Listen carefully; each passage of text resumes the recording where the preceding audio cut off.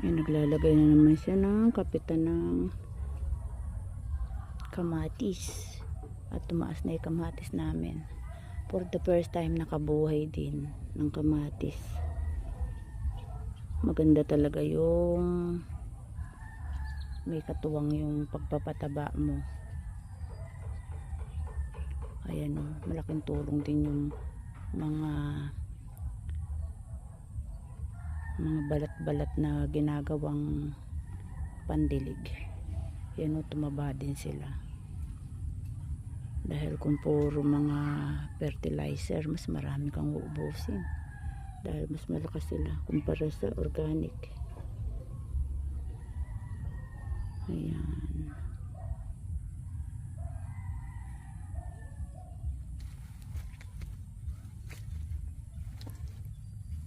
Nilagyan na sila ng mga bakod-bakod dahil sayang naman yung bunga, diba? Ayan na yung bunga, ayun pa, at eto pa, diba? Galing, magkakaroon na kami ng kamatis.